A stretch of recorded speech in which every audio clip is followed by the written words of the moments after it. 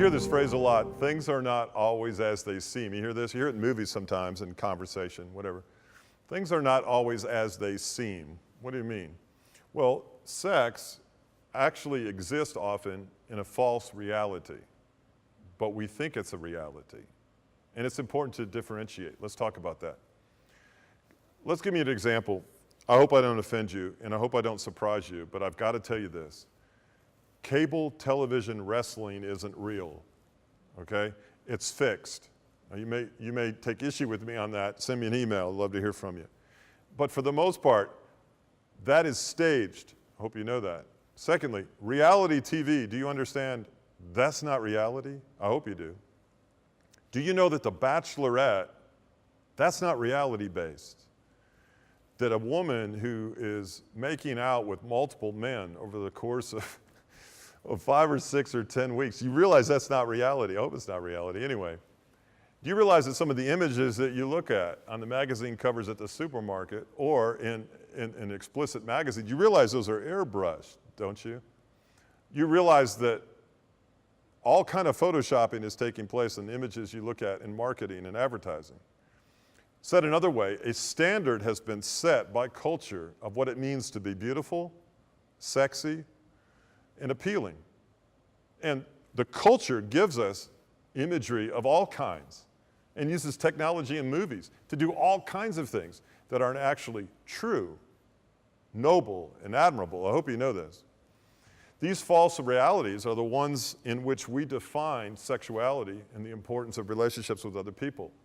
It's also the measuring stick, this false reality that we see in our world today, is a measuring stick to how people are supposed to look, feel, act, and behave, or even perform sexually. Think about this for a minute.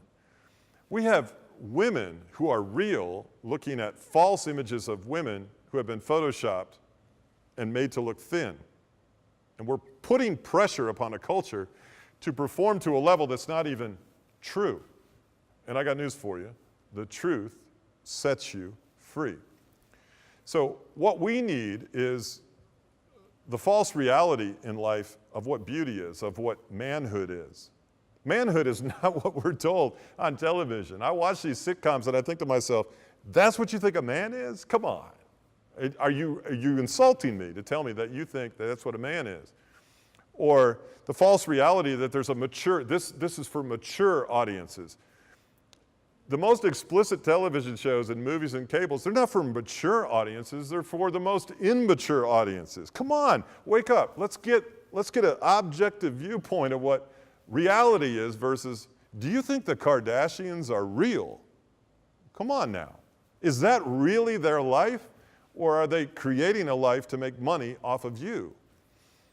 We've got to wake up to what is real and what is fake.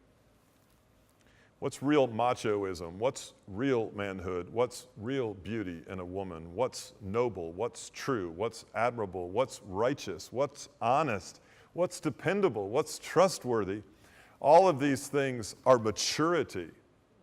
Now, in the whole realm of sexuality and false realities, there's a truth. We have to discover what it is.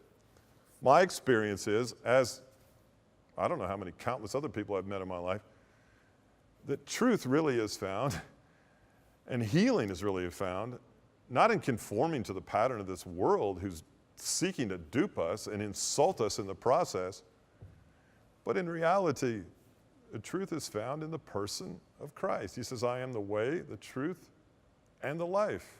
No one comes to the Father except by me. He says, I tell you these things, and if they were not so, I would have told you. What he tells you is true, trustworthy, dependable. What he says is true. Follow that, and you'll have liberty and freedom in your life.